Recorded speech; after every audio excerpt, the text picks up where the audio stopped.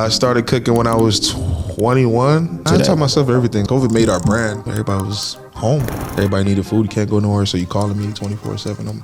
We selling 25, 30 plates. We went from 6 plates to 25, 30 plates in COVID time. I retired my mom, and she was working at a nursing home. So that nursing home had 100 cases of COVID. No matter how much no's I got, I cannot take no for an answer. Sorry. If I'm being honest, my dad told me this was not gonna work. Just because I'm nice don't mean you gotta take advantage of me. That's one thing I learned. Mr. Randy, a North Miami Senior High School alum from the class of 2012, is a self-taught chef, entrepreneur, and community philanthropist. From launching a meal prep business during the pandemic to organizing turkey drives and toy donations for children's hospitals, Randy has turned his passion for food into a platform for giving back, feeding not just bodies, but hope. What's something that you would give to a up-and-coming young talent person? If nothing else matters, you have to believe in yourself. You have to have a vision. And if you got no vision, you just walking blind. Blind can't lead the blind. Welcome to Jules Legacy Enterprise Productions, where story connects generations. A conversation with a pioneer, a segment that celebrates the life and journey of North Miami Senior High School pioneers by bridging the past and the present to inspire the future. Behind every name, there is a story. Randy Fenelus, born in Miami-Dade County, attended Gratney Elementary, Aspiro Middle School, and North Miami Senior High School. He's an alumni from class of 2012. Randy is an entrepreneur, he's a chef, and also a philanthropist. It is with great honor to have him here today.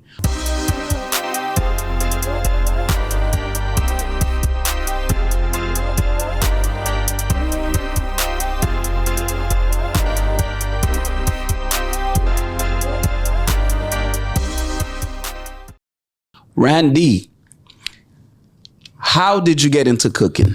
Hey, everybody.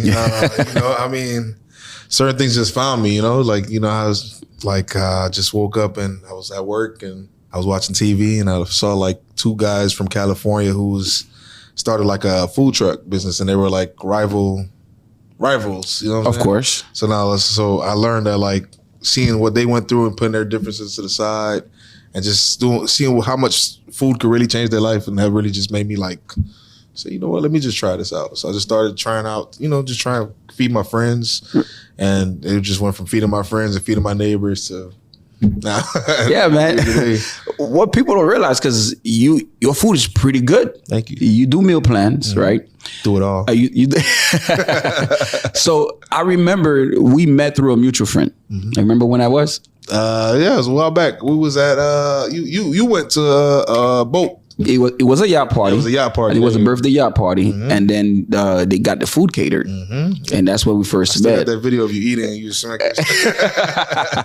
So the food, you were very good at what you do. Thank you. But at what age did you start doing that? I started cooking when I was 21. 21? Yeah, 21. So you relatively started cooking. Yeah. Oh, but you weren't cooking earlier on? The only time I ever tried to cook something before was when I was younger. I tried to make macaroni in the microwave and I almost burnt the house. Then I learned how to make bun and eggs, and I just stayed with bun and eggs. So I was 21. Really, that's all I did. Oh, really? Yeah, I never knew how to make anything else. I never tried to make anything else, but I'm pretty sure just me trying, I would have probably been able to. So you self-taught yourself how to cook, or you had anybody that mentored you and guided you to that? I taught myself everything, just learning what I wanted stuff to taste like. So I would just figure out how to make something taste like the way I wanted it to taste. And that's just pretty much where it came from. Well, you mentioned, I believe, one point in time you were working full time, right? Yeah. You were barely selling 5 plates a day. Yeah, barely. All right. I was working a full-time job and I hired a guy. That's when we was really selling like 6 or 8 meals a day. I hired a guy who just got out of jail. People would look at me and say like I'm crazy for doing it, but there's a guy who just came out of jail. He was buying food every day, and like certain days he didn't have money for the food, so I would just give him the food. Because it was days that we didn't even sell the 6 plates. We were selling 2 plates. We still had 4 left. So I was just like, all right, I got you, whatever. I know he had rough times, but he was like, yeah, he just got a car, and he was like, yo, can I work for you? I'll do your deliveries while you go to work. I'm like, all right. That's cool. So I'm working let's just say I'll start work at 9 in the morning, take a lunch break at 12, run to the house, start fixing up the food, get off of work at 3 or 4, then go do deliveries for the rest of the night.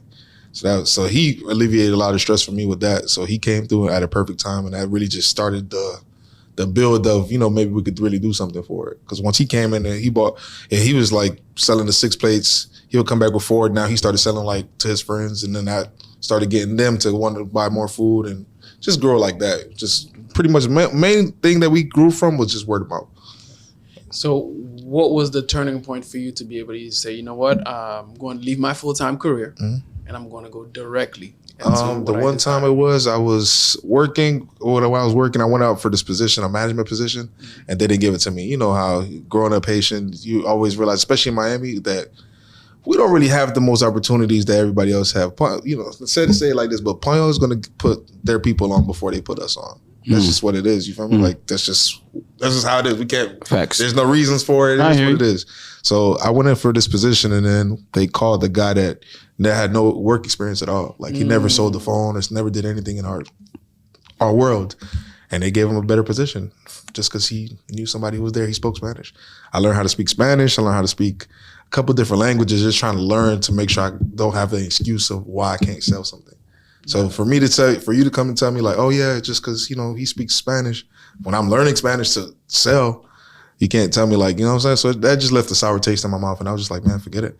I moved down to part time, and then started doing my thing with the food and working at the same time. Then I just quit when it was like when we started really selling 10 plates. If I'm being honest, we sold 10 plates a day. I was like, all right, whatever, I'm out here, and that was just what it was. I just threw it all on my back. Then COVID came. Because I was going to ask you about that. Like, how was that? Because during COVID, a lot of people started having food trucks. Food trucks, and then just people started selling food like I was on the internet because there's nowhere to go. But my thing for me for COVID came, I was really pulling up to people's houses and pulling up to B&B parties and stripper parties and all this stuff, just selling food. I was like, all right, there's nowhere else to go, so you got to come to me. Right. Yeah. And how successful was that to you? COVID made me, if I'm being honest, COVID made our brand. Now, it didn't make me, but it made our brand. Oh, nice. So it's like that was the best time in my opinion because everybody just, everybody was home. Everybody needed food. You can't go nowhere, so you calling me 24/7. We selling 25, 30 plates. We went from 6 plates to 25, 30 plates at COVID time. Oh, nice. And we were just hustling. I hired like 4 people at the time, and it was just really moving very fast at that time. So not only you had a chance to become a business owner, but you also had people you were employed, right? Exactly. I retired my mom and did all that extra stuff. You retired your mom? Yeah, because of COVID time, she was working at a nursing home. So that nursing home had 100 cases of COVID.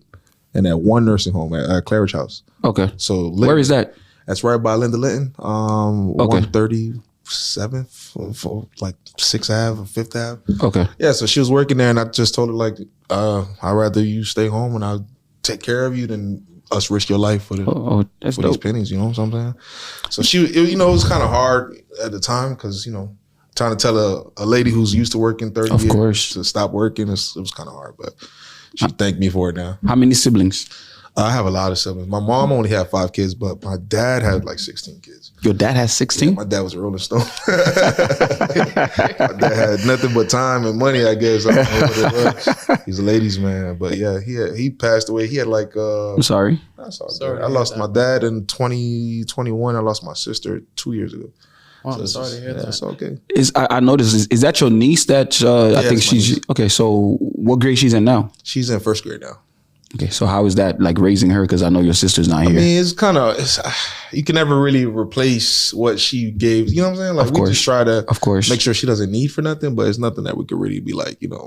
I can never be your mom. If I'm being honest. She's staying with you guys, or nah? She stays with her dad. It's a little dynamic, but things get better when they get older. So we just do whatever we can to make sure she's good. You mentioned you were born in Little Haiti, right? So how'd you end up in North Miami? My mom sold the house that we were staying at. She's like, oh no, my dad had ended up finding the spot that they stay at now. And she stays at now. And she was like, it was a bigger house because it was like a efficiency they were staying in before. Of course. So yeah, it was like a little efficiency. I used to go to daycare around the corner, and then I hear like probably I say 5, and then we just moved to Miami. Then I just stayed there. Experimental, it's no longer experimental. They changed the school. I don't know what it's called no more. I think it's called Yeshiva. It's like like a Jewish school. It's a Jewish school. That's a whole change. That's crazy. So Yeshiva. Yeah, it's called Yeshiva. It's Aruba. I noticed that you went to Aruba. How was Aruba? Aruba is one of my favorite places. For cooking, I've been a lot of places. I've been Aruba, Costa Rica. Cooking took you to Aruba? Yeah. To do what? To go cook for I went twice first to cook for somebody for their birthday. Okay. So one time it was a house full of 13 girls and I cooked for them. And then the last one was I think 20 people was there and I went over there to cook for them. So in Aruba? Yeah. Oh, nice. They paid for my flight. They paid for me to stay, all that. So it's pretty good. Where else have you been? Aruba, Costa Rica, Bahamas, Jamaica, Virginia, New York, Philadelphia, North Carolina. I think that's everywhere off the top of my head right now. And all of those were through the cooking? Yeah, or through was cooking. it? Oh, wow. Yeah, Okay. that's been that's really what I want to make my next avenue. That was the dream. Something I don't know if you guys, starting off anything, you always start off with a dream with something you know what I'm saying? But when you get caught up in what you're doing and, you just, your work turns into work and it's not really right. I hit that point I say the last couple of weeks. It was just I forgot what I was doing this for. And that's a very deep thing that people don't really tell you about when they entrepreneurship. Because right. I lose myself a lot if I'm being honest, because I don't really have nobody guiding me to do anything. So it's literally just me sitting and contemplating and telling myself, okay, what am I doing this for? Right. I took care of everybody. Now sometimes I forget to take care of myself. So who's on your team then? As far as the structure that you have, who's right now? I only have one person who works for me. My driver just left. I just fired the driver, so I had to let him go because he was just on some other vibe. But pretty much, I started off with a team of let's say 9 people. Slowly but surely, everybody, lives change and people have their own things to worry about. People have kids and all that extra stuff. So, things change. So you ever thought about have you thought about branding your stuff or opening up your own spot? I have a pickup location now. I've been having my pickup location since COVID. We opened up that location. And COVID literally the January, I think COVID hit March. Mm-hmm. So we just been running it through there. But honestly, I'm to that point this year, I might close it up and just try to, get back to the fun part about this. You know what I'm saying? Which is what? The traveling, and just enjoying it. Because me working every day is not really making it an enjoyment. Me dealing with customers all the time and talking to, you know what I'm saying? It's a lot of hand in hand. And, I'm tired of the I don't know if I'm saying it right, but I'm tired of having to get up and shake somebody's hand to sell some food every day. You know I got you. I because you wearing a lot of hats. You wearing the CEO hat. You running the operation, and you also the front person that's going and out there trying to get contracts and trying to get certain things. Mm-hmm. So to someone who's just tapping into something like that, what is your day to day? How does that look like? My day starts off 6 o'clock in the morning every day, and probably don't end up till 12 o'clock at night, if I'm being honest. 6 a.m., I work out in the morning for an hour, 2 hours, jog, probably do 3 or 4 mile jog. Then I start going out, planning out the day, getting groceries, see who I got to bring food to. Then, stuff like that. Normally, my my Tuesdays be my plan day. Right. I'll plan out the whole week. But for the most part, my days are really the same. I work out, work, do grocery shop, deliver food, go home, clean up, all that good stuff.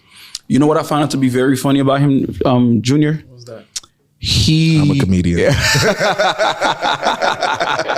You actually, of course, I can be. I used to do my own commercials for my business when I first started, and I used to do raffles, and I was it really got people that was one of the main things that really made people flock to my page because I was just doing these different jobs, right? And every time you see me, you'll come get a ticket, and every time you get food, you get a ticket from I would give you a ticket for a raffle. Right. So every week I would do different job raffles, and they had people on the page, they was waiting every Monday for the page. Even if they didn't buy food, they was just so entertained that every Monday was just coming out with a video. That was a real I didn't realize how big that was because I really lost myself after my dad passed because I was really I was trying to do, and I just got to that point. I was just so tired of trying to do it, and my mind mentally was not working. Right. So it's just I just got tired of it. Would you get back to that? I mean, I would, but I don't think I should because I'm about to close the shop up and I'm not really going to be selling food day to day like that. I would though. I have the talent for it. You know what I'm saying? I could do anything, but it's just I would need it to be a reason, not just random videos. So with you not making food or cooking as on a day-to-day basis, the direction that you're taking, how is that going to sustain your business itself? Are you changing your business structure, the model? Yeah, right now I've been focused on real healthy vibes and meal prep. Meal prep to me is the wave of the wave of the future in a sense, because there's people like you got Right, tests, like right. some people just want food, like they don't want to go course. looking for food. Some people want real portion food, so it's like I feel like it gives them a sense of you're doing this for me. Now I just have to stand in line for this food, so it brings a more connection. Right. So it's like I see it like I used to do it too. I used to see it two times a week. It's like you're going to see me 2 times a week. Of we course. can ask you how you doing. Like when you see it's more personal. It's more personal. The other customers just come in. It's like, yeah, they're cool. They know me from like TikTok. We done went viral on TikTok like a couple different times. But they like for my meal prep customers feel like they're sort of like family in a sense. Because like you see me so much. I done met you. Right. I done met both of you, your daddy and mom. Right. They love me. Like I'm talking about the OG loves me every time we sit there and just talk for 5 minutes. But those little things like that is just that's the personal. You know what I'm saying? I love the personal. So that's my next wave is like just meal prepping, catering. I want to go back to traveling more. That's pretty much it for me. Like I'm tired of the daily grind. Of course, it's hard because one thing that people do not give enough credit to, or sometimes they'll sell you the idea, oh, open your own business or get into entrepreneurship, and it's very different. What I was saying earlier was the funny thing about Randy is that he's allergic to seafood. Yeah. But he cooks seafood pretty well. How does that work? I can't tell you if I'm being honest. He can't even taste it. He can't taste it. He can't eat, I just know like when I'm looking at it, like I know I have to season this whole thing. I know like what taste I want it to taste. Like I make mango salmon. Never had salmon a day in my life.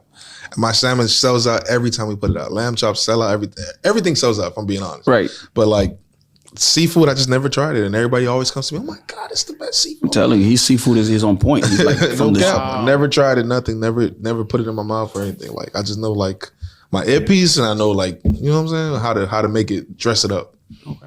Yeah. So what do you see our smackers in the next 10 years? Next 10 years, honestly, I want to continue doing I know for sure we're going to continue doing our like turkey drives and like toys to the community. Like toys to the that's what I was going to get to you about as far as you into doing that. Yeah. How did that start? Well, honestly, the first turkey drive we started, I only had $300, and I was just like, man, I just wanted to do something for like. Which one? Was that the one I was in Homestead? Nah, that was the one before Homestead. My first turkey drive was 2020. Where was that at? That was in Little Haiti. It was on. It was at my friend's shop. It was like it's on the main, so it was like 71st and Northwest 2nd, right by that church, the Notre Dame church. Right. And we just had a line of people just coming in. Like I'm talking about, we just had so much people. So that was the first one. It was like I think we gave out like 100 turkeys. It wasn't much. Right. The next year we gave out 300 turkeys and extra stuff. And so it's like every year just got better and better to the point where last year was the best year. And we give out no turkeys. We just went to the homeless area. Because where was that? Because I noticed that was, I also noticed that on your page. Yeah, it was like by Brickell, by like the downtown bridge where they used to have the basketball court at. Like it's a basketball court that's right under a bridge. I don't really know the exact street, but it's like downtown area. But we went there and there was just so much homeless people. So was that better than the turkey drive? To me, honestly, because the turkey drive, it brought a lot of greed out of people. Because like, even if you give me something for free, I'll give you a turkey for free. Right.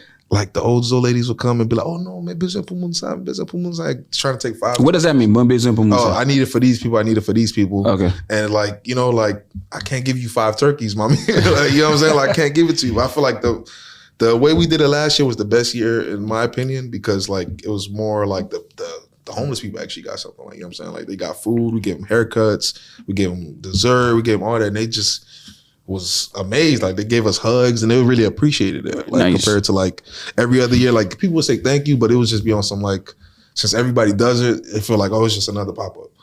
Like that one was more, you know what I'm saying? So you started in 2020. 2020 you did it in Miami. Mm-hmm. 2022 you did it in Homestead, I believe. Yep. And then, last year which one was in Miami Gardens? Miami Gardens was the year before last. All right, and then this year you guys did what's the plans for this year? This year we're probably gonna do the same thing we did last year, where we just go and give the haircuts and everything again. Oh, that's dope. Yeah, but we always do that. Well, now that's gonna be our new tradition, and then we always do like every Christmas we always bring toys to the kids' hospital. Right. Yeah. Which hospital is that? Joe DiMaggio. How did you tap into that one? My sister was a cancer patient at the hospital across from Joe DiMaggio, and I used to always just walk, because I used to be at the hospital 24/7. Like my sister beat cancer twice and got it again. Wow. You know what I'm saying? So I was always there. And I just walk them out like, oh, you know what? Y'all did so much for my sister. I'm always just come here and show y'all love. That's just how that started. How is it being a sibling or having someone who is close to you that you see that actually have cancer? How is that experience like, and what would be your advice to someone who's experiencing the same thing at the moment? I'm not gonna lie, my mom had cancer, beat it too. Like that was very random, but that was like the first job I ever had was working to help my mom pay for that cancer surgery. So after that, it was cool. When my sister got it, it was different because, you know, like, you're my big sister. So I always looked at them like, you know, a different pedestal. So going through that with her was very different because even when she was going through it, she still act tough. Like, you know, it was just one day that she was just like, she cried to me. And that was the one day that always sticks in my head. But she was just like, she was tired. I'm like, but you got it, you know, I'm so used to you being of course. You know what I'm saying? So it was just that was different. So it was like, honestly, you got to have a lot of patience. It was a lot of days where I just didn't want to talk to nobody, if I'm being honest. There's still days I don't really want to talk to nobody, if I'm being honest. But it's just, you know, now I'm learning to deal with it. That's the thing about grieving. You don't learn to get over it. You just learn to, you know, to deal with it. But it's going to hit you randomly. Of course. So it would be days I miss my dad, I miss my sister. Then there'll be days where I miss both of them. And I'm just like, I can't. You know what I'm saying? As entrepreneurs, for me, a lot of people would say, oh, you're human. But I don't live in that I'm human world. Like, if I can't really sacrifice, you know what I'm saying, my emotions and be like, I want to. Yeah, because the emotion is real. Yeah, the emotions are real. Something that you dealing with from, you know, day to day. Yeah, but in my position, I feel like me dealing with it, I can't really let it hinder what I'm going through, like what I'm doing. So like, if I'm dealing with it, I'm gonna deal with it. Like, but nobody will ever know. My dad died, and I literally had a book full of events that one week. Just go in there, make it smile. You know what I'm saying? Do what you got to do and just go. Cause like I'm not the type of person to make what I'm going through affect anything I got to do. So it's just like, you know, maybe some people say that's like a robot complex or whatever, but I deal with it. I'm just not like everybody else who's gonna go on the internet, cry, or take, you know what I'm saying, do the videos and all that. That's not me. I'm gonna deal with it. Then I just know that I can't change that, but I have stuff I have to do. Have you ever thought about seeking therapy for that? Yeah, I've been thinking about therapy and all that, but it's just my schedule, my time, it doesn't really coexist. I started making music, if I'm being honest. Like, that's been my best version of therapy. Okay. So it's like, I go to the studio when I get a chance late night and it just let it all out. What kind of music, by the way? I make hip hop. So yeah, I'm a rapper too. Nobody knows that. Mom, if you watching this, I do not rap. That's been my best thing for real. Just like, that's been my biggest blessing in the sense that like rapping, working out, and just, you know, trying to stay positive. That's the main thing. Once you deal with death a lot, you realize that life is very short. So you don't take nothing for granted. I don't be trying to get mad at nobody. I don't be trying to argue with nobody. Even traffic, I would let you go. Like, I don't have time to really be getting mad at nobody for nothing, if I'm being honest. That's why I take a lot on the chin. Cause like, you feel me? Like, if I do something, like if I mess up something, I'm very hard on myself. Right. Cause I'm so passionate about everything I do, and I try to focus on exactly what I got in front of me. So that's just what it is. You mentioned as far as pouring into somebody else's cup, right? It is very important that as you pour into other people's cup, you find ways and you create time, because you mentioned that you go to the studio, right? But I'm pretty just late at night. So throughout the day, you burning yourself out. 24. So you have to, my suggestion, you have to find a way to not only disconnect, but at least take an hour, or just like you said, to travel a little bit more, to find ways to cope with it and create the time for therapy if needs be. Yeah, I feel like if I'm being honest, I feel like we all need therapy, if I'm being completely Of course. honest. Everybody does, because we're all facing our, you know what I'm saying, our trauma. Right. No matter what it is, but it's just like, I'm open to it. A lot of people are not open to it. Right. A lot of people will shut down by the thought of the word therapy. But I'm like, nah, I mean, I could sit here. Like, I feel like this is therapy to me, if I'm being honest. Of course. I don't really talk to nobody like that. Right, like, I just do, you know what I'm saying? I got a couple friends, but like sitting here talking about, like,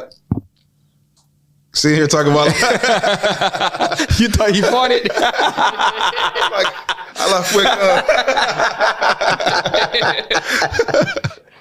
No, that was funny. Everybody looked at you like that. No, but yeah, it's like just talking about, I feel like more people need to be open to talking. Like, a lot of people be trying to act like they can't talk to nobody. Like, if you would have, it don't matter if these microphones was in front of me or not. If we would have had to sit down and just talk, I would have been fine with that. A lot of people are not really open to talking and don't like to deal with their emotions. So I saw a post the other day that says that in order for therapy to work, you have to be honest. You can't go to your therapist and lie and make That kills the whole purpose. That kills the entire purpose of you being there. That's why people don't like therapists that they don't know, because that'll probably be better for them compared to somebody who actually knows them is gonna call them on their bullshit. I was on their BS. My bad. So yeah, that's why I think a lot of people are scared of it, if I'm being honest. But to me, I'm open book, if I'm being honest. It's just. But I would even say with therapy, I don't think it's necessarily just that people are afraid to be honest. I think people are afraid to be honest with themselves. So now you have to speak, right? And some of the things that you're going to say, you know it's true, but you're afraid to say it sometimes. And I think it's a lot for a lot of people. Even when I first started therapy, I didn't want to just outright just tell the therapist everything I was going through, right? Or everything that was happening. It was You bit by started making bit. fish for it. Exactly. Because sometimes you're afraid to face yourself sometimes because you have some failures.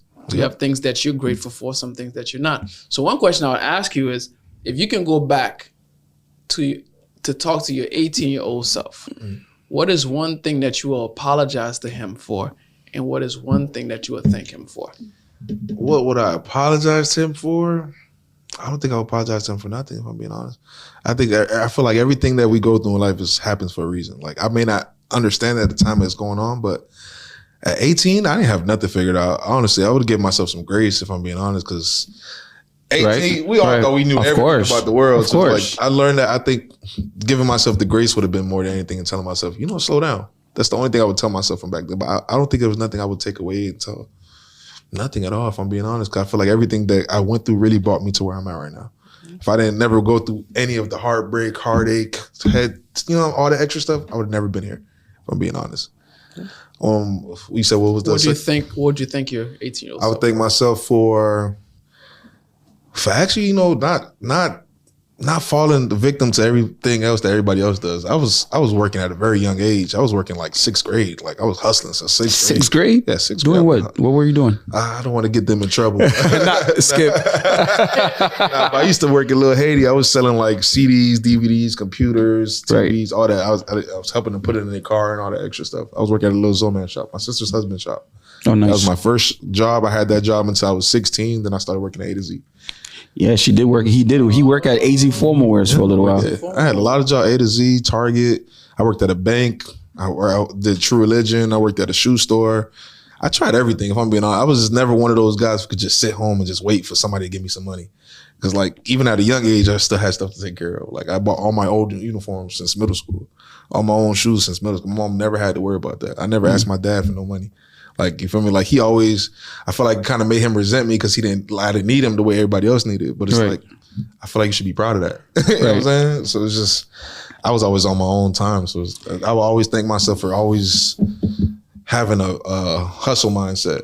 Granted, it was a bad thing because when it came down to it, I was like, I needed money or I was going to go to school. So I was like, Gotta find a way. I got to find a way. So like, I went from working a part-time job to working a full-time job. I had a part-time school, and the part-time school ended up not going back to school in a sense. So it's like, I was just, especially college time, I was just going to school just to go to school. I didn't have no plan. I didn't know what I was wanted to do. Do you have a favorite dish that you like to cook, or you? Not really. It really. I'm talking about personally. For me to eat or for just me to cook? To cook and eat. My favorite food to eat is pizza or a burger or chicken wings. Really? That's very simple. Very simple. I'm sorry, because it's just, I deal with food all day. So like, I be, you know what I'm saying? I play with different ways. So that's my favorite things go to. For me to cook, my favorite thing got to be like my butter chicken, Indian butter chicken. Okay. I like making lamb chops. Oxtail, I always make everybody loves my oxtail all the time. So I like ribs too. Of course. Type of stuff I can cook, but I'll cook anything that will challenge me, if I'm being honest. Would you ever see yourself on like the cooking shows? Yeah, I could see myself on the cooking. I want to actually make my own cooking show, if I'm being honest. Okay. So I wasn't even gonna tell nobody about that. So first didn't know, but I wanted to do something called Saturday Night Smackdown, because our Smackers, so Smackdown, like chefs compete against each other. Got it. I wanted to do local chefs to try to bring more light to the people that's around here, because a lot of people feel like, nobody knows who's really like the hidden gem. I feel like I'm a hidden gem, if I'm being honest. So just giving different platform opportunities to other people would just be great, in my opinion. do something that nobody did for us. Well, nobody did for me. Because even like I don't have no chef friends. If I'm being honest, I have like 2. Because everybody's just so. It's like everybody's so egotistical. So like nobody wants to see you in that industry. Yeah, every industry. If I'm being honest, I think it's a black people thing. If I'm being honest, or is it because you think it's oversaturated with? No, even when it wasn't, it's just I still won't get no credit now. I would holler at chefs to be like, "Yo, you want to partner up or collab?" I mean, I knew from middle school, like, and I would ask him for advice, and he would just put me on the back burner, like I'm asking you for money or something. I'm like, nah, it's not that. I just wanted to learn, you know what I'm saying, like different ways, or what can I do, or it's just a lot of ego in it, you know what I'm saying? Like it's weird to me. You ever thought about mentoring a few people or kids that want to get into that space? Yeah, I mean, I would love the opportunity if I could, but you know, I don't have all the answers. But I can only give them what I know. You know what I mean? Like that's just me. I'll give you whatever advice I could give you. Like I don't really even think I have to mentor somebody. You could just pull up and talk to me about something. Oh, that's dope. Do you see AI taking over? AI as far as in the cooking world, food industry? Nah, yes. I don't think so. You don't think so? I think the problem is now is the TikTok is making it a problem. Cause now, to me, it's like TikTok. It makes everybody feel like whatever it's posted is what's good. If somebody could just lie about it and just say, "Hey, you know, this was so good," because you know these TikTok people, they're really coming to get paid. Like all these influencers, every review that I ever had, I say if I had 5 reviews, I probably paid for 2 of them. 3 of the people didn't ask me for nothing. They just came and got food, and I gave them the food. Some people even paid. I was like, "Nah, I'll give it to you. Nah, I paid." That's the respect I like. But like, you know what I'm saying? Like the TikTok stuff is just making like it's oversaturating the market for sure. Because I feel like whatever this person says for this month, however long this thing is going to be hot, people are just going to keep running to it. Like look at Salt Bae. Right. Look how Salt Bae was such a big worldwide name, and all he did was this little thing with the soccer game, and now everybody hates him. Everything goes right back down. So it's like I'd rather have genuine support than the TikTok support, because the TikTok support be kind of, you know, it's kind of, to me, it comes and go. Yeah, it's really like it's not a long sustainability in that. You got to keep doing it every time. Like if you're gonna go viral one time, you got to do whatever it takes to go viral again. I come from a culture where we didn't really know about viral. We just know about trying. And if somebody buys it, somebody buys it. Trying to be genuine.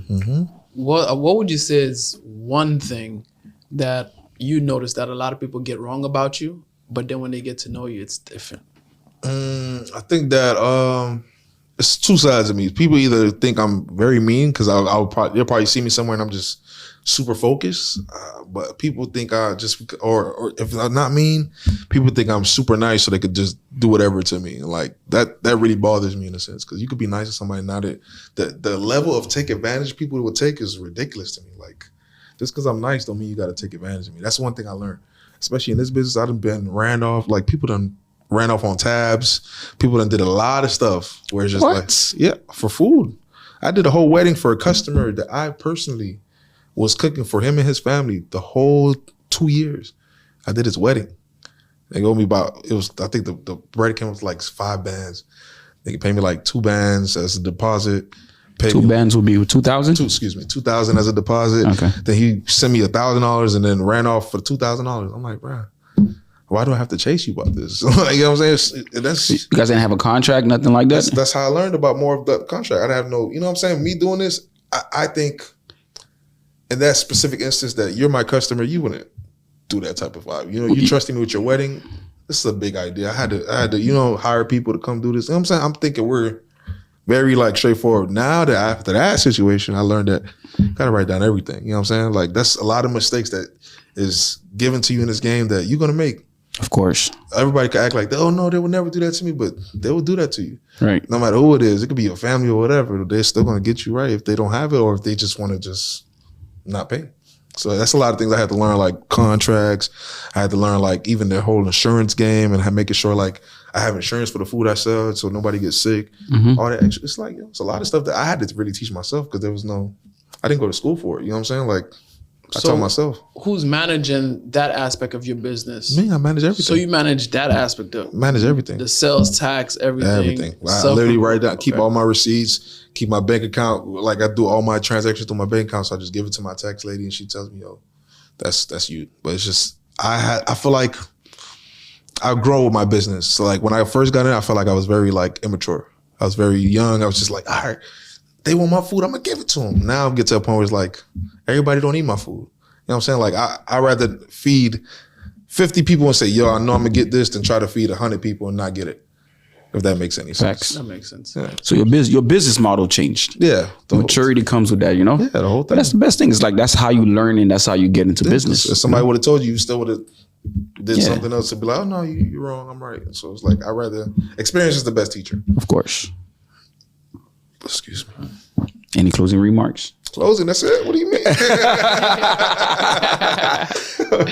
So I would say that what's something that if you can look to the camera, you can encourage and inspire somebody that's probably have the same vision. Hey, I want to be able to cater. I want to be able to open up a restaurant, right?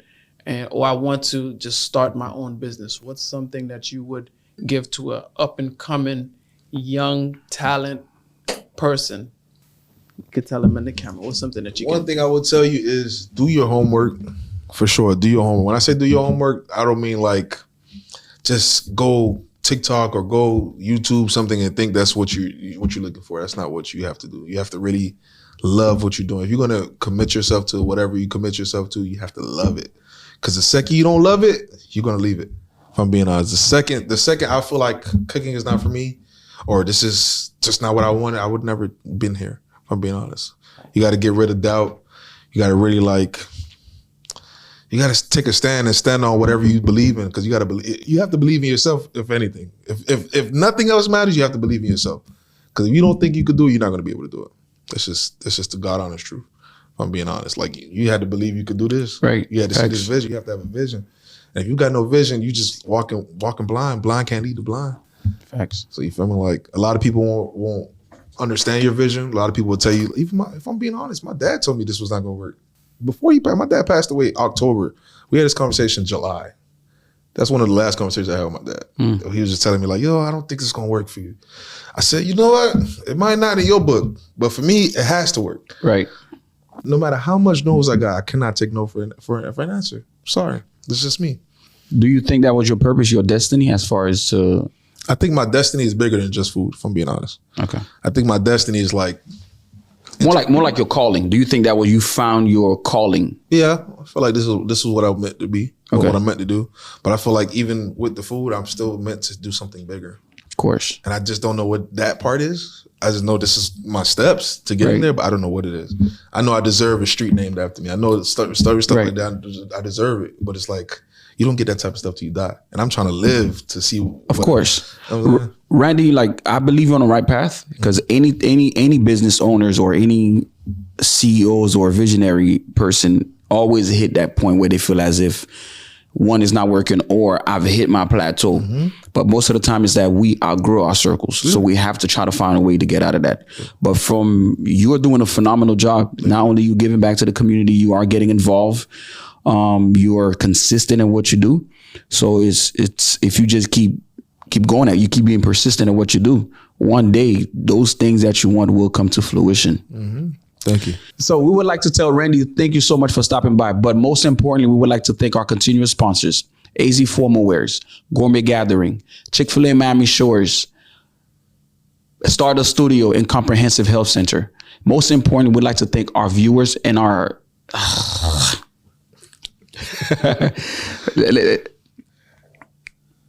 Yeah, do the whole thing. Yes. We would like to thank Randy for coming. In conclusion, we'd like to tell Randy, thank you for stopping by from class of 2012. Most importantly, we'd like to tell... Soit de la fluffy.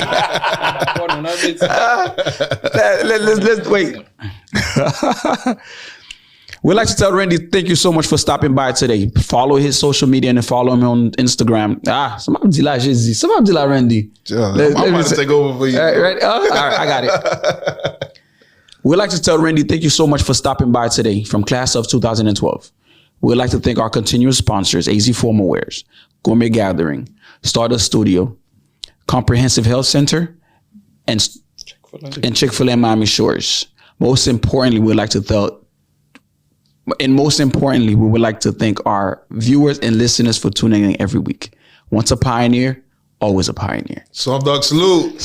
Ooh. Swamp Dog salute. Ooh. Oh yeah. Ooh, yeah. Oh yeah. Ooh, yeah. Ooh Ooh, yeah. yeah.